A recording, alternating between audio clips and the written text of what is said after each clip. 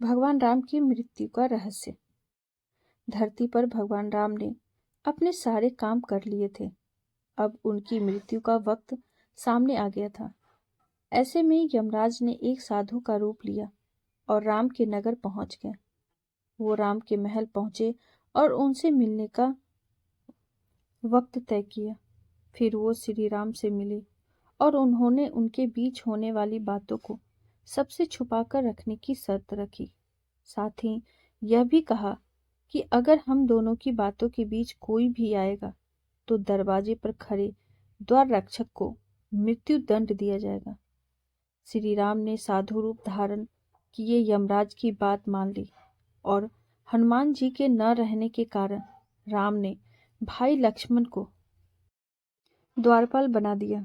फिर यमराज अपने असली रूप में आए और बोले, भगवान, आपका पृथ्वी पर जीवन पूरा हो चुका है।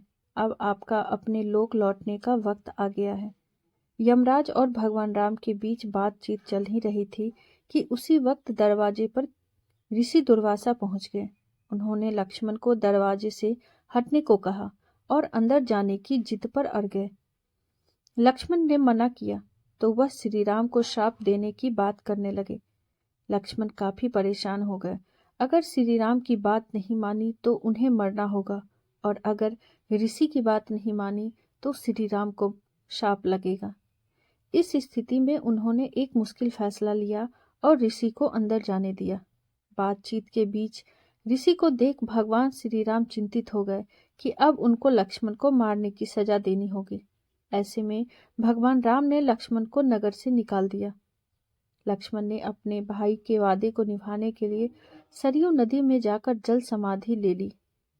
लक्ष्मण के बारे में जानने के बाद राम बहुत दुखी हुए। फिर भगवान श्री राम ने भी जल समाधि लेने का फैसला किया। श्री राम भी सरयू नदी में जल समाधि लेने के निकल पड़े। उस वक्त वहां भरत, शत्रुघ्न, हनुमान, सुग्रीव और जामवंत भी मौजूद थे। देखते ही देखते भगवान श्री राम सरयू नदी में समा गए। कुछ ही देर बाद नदी के अंदर से भगवान अपने विष्णु रूप में सबके सामने प्रकट हुए। उन्होंने अपने भक्तों समेत वहां मौजूद हर किसी को दर्शन दिए। इस तरह भगवान राम धरती पर अपने जीवन को पूरा कर स्वर्ग लौट गए।